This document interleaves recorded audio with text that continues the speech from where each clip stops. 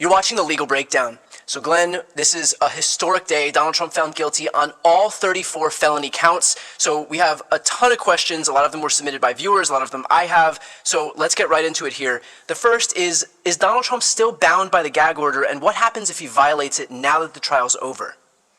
So now that Donald Trump was convicted by a jury of his peers in a New York minute, in less than 2 days of deliberations after a several weeks long trial, as far as I know, the gag order remains in place. There is nothing that Judge Merchan said on the record indicating that the gag order, has been lifted or would evaporate at the moment the jury entered its verdict. So if I were the prosecutor, I would say, Judge, it still remains in effect unless and until you lift it. Because even though the trial on the merits is over, the case is not over, right? The case is now pending sentencing set for July 11th. So I think the better argument at this point is if Donald Trump starts threatening witnesses and jurors and judges' family members, he will be looking at more than the 10 criminal convictions for contempt of Congress he already has on his criminal resume. Okay, and that actually leads to my next question, which is, what if Donald Trump incites violence against one of these jurors given the verdict that was handed down? It would be in violation of the gag order, and I think the New York prosecutors would aggressively investigate it, and if the evidence supported it, seek to indict Donald Trump for obstructing justice by retaliating against witnesses or jurors. Those are often separate charges than what you think of as that kind of pretrial obstruction of justice when you're interfering with witnesses, trying to keep them from providing incriminating information or evidence against you. Some jurisdictions will have separate statutes to address intimidation or retaliation against jurors or witnesses who have, involved themselves in the endeavor of holding you accountable by testifying or by sitting in judgment as a juror. Now, when you say this would be separate charges, I mean, when Donald Trump violated his gag order more than 10 times at the beginning of this trial, that was a contempt charge, but it was contained within this trial. Would he have to face these charges outside of this trial, or would they be part of this case here, and would he face punishment as part of the sentencing that's upcoming on July 11th? Yeah, what a great question. The answer is both. So what we saw was, it's called summary contempt. When a judge has his or her order violated during the course of the trial, the judge can have basically a mini trial, which really just looks like an argument by both sides as to whether the defendant did or did not violate the gag order. Judge Merchan held that hearing, a couple of hearings, and concluded that Donald Trump did in fact violate the gag order. He found that beyond a reasonable doubt, because think of it as a mini conviction, right? It's not the kind of full-blown trial we ordinarily think of, but it still is a conviction for criminal contempt of court. So if Donald Trump violates the gag order moving forward, you could see some more of these mini trials, a summary contempt conviction, or you could also see DA Bragg open a brand new grand jury investigation to look into any threats or retaliation against jurors, witnesses, or others, but that wouldn't be handled as part of the case that is now moving toward the sentencing hearing on July 11th. That would be a separately indicted charge, a brand new case, and that would make, for those of us scoring at home, Donald Trump's fifth criminal prosecution. And given the way these prosecutions have gone thus far, I think it would be in his best interest to maybe take a chill pill when it comes to committing crimes, because he doesn't have a very good track record thus far between E. Jean Carroll, his fraud case, and now this New York falsifying business records case.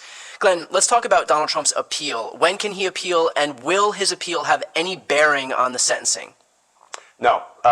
You only get to appeal your conviction in a criminal case once you've been sentenced. Why? Because that's when the case has concluded. Then the attorney will file what's called a notice of appeal, indicating to the courts Donald Trump plans to file an appeal, and then there will be a briefing schedule set, and the appellate courts will give the defense whatever time the defense claims they need to file an appeal. But the big ticket, so the appeals process will commence when Donald Trump is sentenced, and then it will take a very long time. Most criminal appeals do. But of course, the big ticket issue, and you were probably going to get to this, I don't want to jump ahead of the narrative, but what is the sentence likely to be, and will that sentence be stayed or imposed pending appeal? But let me let you ask the questions that you want to ask first. No, that's exactly it. Take those away. Okay. First of all, I believe Donald Trump will be sentenced to a period of incarceration, and here's why I say that. He's committed 34 felony crimes in violation of the New York state laws.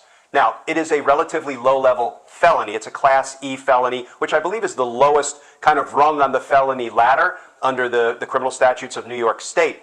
However, I think Judge Merchan will appreciate that if Donald Trump is not punished, and by punishment, I mean incarceration, because let's face it, probation is not punishment. Probation, you don't spend a single minute in a jail cell.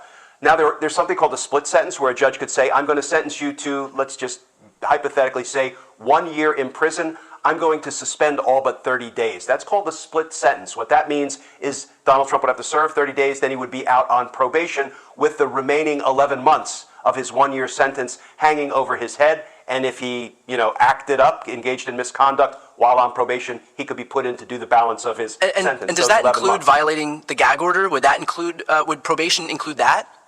It would if the gag order remained in effect, but I'm not sure. Once he's sentenced, I don't think the gag order will remain in effect. Why? Because at that point, a trial court loses jurisdiction, loses all authority over the case once an appeal has been filed, and then it is exclusively a matter for the appellate court. But here's why I think Judge Merchan will put Donald Trump in a jail cell. First of all, both the prosecution and the defense will file a memo in aid of sentencing, laying out their arguments as to what the appropriate sentence is in the view of the prosecutors, in the view of the defense. I can just about guarantee our viewers, Brian, that the prosecutors will ask for jail time in their request to Judge Merchan. Doesn't mean he has to accept that request.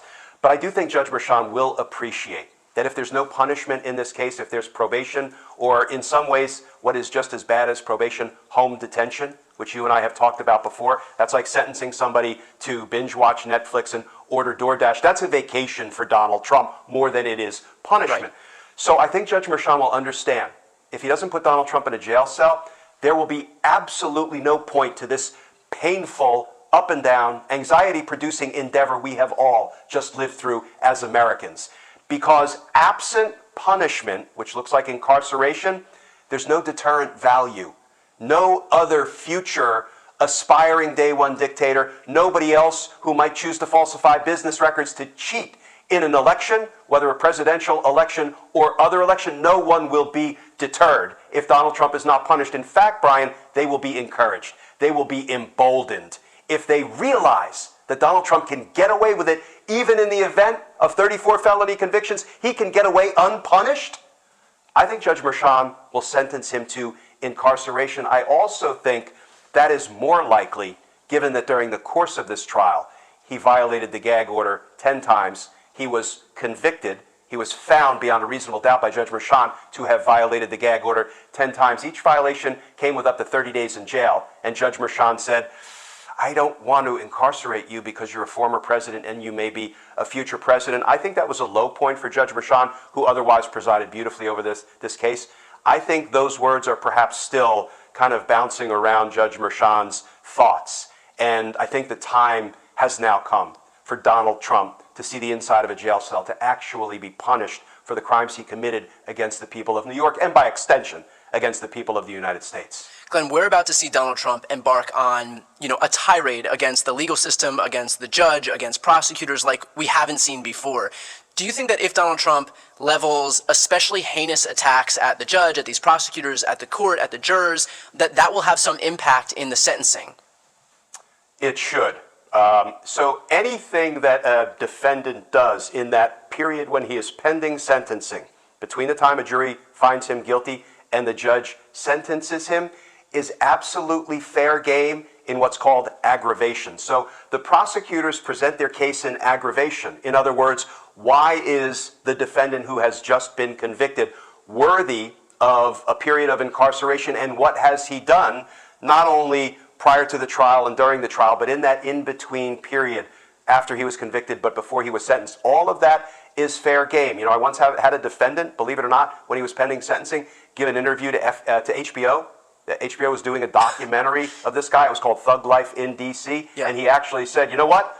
I'll kill again. What did I do? I packaged up that clip and played it for the judge at the time of sentencing to say, Judge, just in case you thought the defendant might have any rehabilitative potential or has learned his lesson, let me play a little something for you. So Absolutely. Anything Donald Trump does, I would expect the prosecutors to package up in that sentencing memo in aid, or the memo in aid of sentencing, and present it to the judge, and he will absolutely take it into account. Well, as we all know, Donald Trump is very good at controlling himself, and his attorneys are good at controlling their clients, so I don't foresee any problems in that arena. Glenn, we've spoken about this before, and I hate to bring the mood down, but isn't it a fair assessment that if Judge Merchan had come out once, you were talking about the low point before, and he had said, I'm loath to incarcerate you because you were a former president and you may very well be the next president, doesn't that suggest doesn't that kind of betray a little bit of Judge Merchan's thinking? That it does. What do you think about that? Is that a fair read of this, and that we might be able to kind of glean his thought process and all of this, because he kind of gave us a preview of how he perceives Donald Trump? Yeah, Brian, thank you for forcing me to take off my prosecutor's glasses. I usually wear my government blinders with pride, right? But you're absolutely right. That is the flip side of the coin, right? The argument that I made, maybe Judge Merchan, who you could almost feel was wanting to incarcerate Donald Trump for his 10 counts of criminal contempt, maybe he was just sort of exposing his own sentiment that there's nothing that will ever move me to put Donald Trump inside of a jail cell. But that's not my read. My read really is, Judge Merchan is a very experienced, very serious, very accomplished jurist. And I think the way he presided over this case kind of proves that point. This was not an easy case to preside over. I think he is potentially even a little regretful for not treating Donald Trump the way he would have treated any other defendant under similar circumstances. And that's why I am not reading his comments, disappointing though they were, as an indication that he will never put Donald Trump in jail. Think about this. He would have been putting Donald Trump in jail for Donald Trump committing a crime really only involving one person. That one person is Judge Merchan. Judge Merchan set some rules to control his proceedings, and Donald Trump violated those rules. In a sense, Judge Merchan is the victim of that crime. I know that's why summary contempt gets a little bit messy sometimes. That's also why when Judge Merchan's daughter was threatened, Judge Merchan kind of shied away from proceeding on a contempt charge for the threat against his daughter, because there's a potential conflict there. But I really do think now that 12 jurors of Donald Trump's peers have found him guilty of 34 felony crimes, that is a whole different calculation for Judge Merchan when he's deciding what the appropriate sentence is for that. And I think for that reason and others we've discussed, you're going to see Judge Merchan impose some period of incarceration for Donald Trump. And I hope that's exactly what happens. Let's talk about this pre-sentencing period that we're in right now. You mentioned before that that Judge Merchan will come back on July 11th with his sentencing. What happens in this 5-week period that we're in right now, and why do we have to wait this amount of time? Yeah, it's business as usual to have about a 6-week period of time between the time the jury returns its verdict and the sentencing date. Why? Well, because generally judges don't know anything about a defendant. Now, we all know everything about Donald Trump, or quite a bit about Donald Trump, as does Judge Merchan.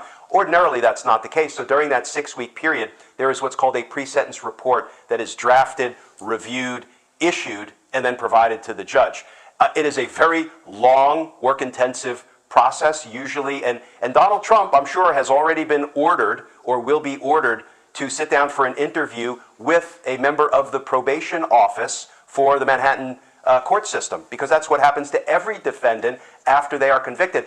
And then the pre-sentence report writer will interview the defendant who's been convicted, and then we'll do a full background investigation, literally family history, education, work experience, criminal history, not only prior convictions, but any arrests or other brushes with the law, any mental health issues, any educational deficits, any drug abuse issues with this particular defendant. I mean, it is really, these things can be 50 pages or more, and they are designed to provide a judge as much information about the person he or she is going to sentence as is humanly possible. After it's drafted, a copy is provided to the prosecutors, a copy is provided to the defense. They get to object to anything they see in there that they may believe is inaccurate. As I say, they also provide their own sentencing memos directly to the judge. But this is a pretty information-intensive process that may seem like overkill when it comes to Donald Trump, because everybody knows about Donald Trump and his background. Just Google the man. But that is not the case with respect to the vast majority of defendants who are going from being convicted by a jury to being sentenced by a judge. Glenn, why wasn't Donald Trump put in cuffs and hauled away after the guilty verdicts were read? I mean, we've seen in other instances, at least I hope it's not just on TV, but isn't it normal that in many instances a newly convicted felon would be hauled away and remanded to custody immediately? Yes, in violent crime cases, in drug cases, ordinarily the minute the jury says guilty, the judge will say, marshals, step him back if it's in a federal court, or bailiff or court security, step him back. That means take him into custody, and you see people cuffed and taken into the jail cell that sits right behind the judge's bench. That is not generally the case with white-collar crime, and this is really more of a white-collar crime. White-collar criminals, unfortunately, are treated with kid gloves, and I think that is a sad commentary on the unequal application of the law, because if you snatch a purse or you sell a rock of crack, chances are you're going to have cuffs slapped on you the moment a jury votes guilty. White-collar criminals, we treat them with kid gloves. You know, not only, and this is the part that really rankles me, Brian, not only are they not taken into custody pending sentencing, but even after they are sentenced, rather than being taken into custody immediately, which is absolutely overwhelmingly the norm, judges sometimes give them time to go home and get their affairs in order. You know, I've never seen a person who was not privileged, powerful, influential, connected, political, be allowed to go home and get their affairs into order. Right. That's ugly. That's some of the ugliness of the criminal justice system that, frankly, we need to fight to rectify. So, no, but in white-collar cases, it's not unusual for somebody to go home pending sentencing and even go home for a little bit of time to, get their affairs in order after they've been sentenced, before they have to report to start their period of incarceration. And finally, let's finish off with this. Glenn, you and I have been not only covering this trial extensively throughout the entirety of this process, but we've been covering Donald Trump's criminality for years now. Can I just have your reaction overall to hearing those 34 felony counts, Donald Trump to be found guilty on all counts, and what you felt today?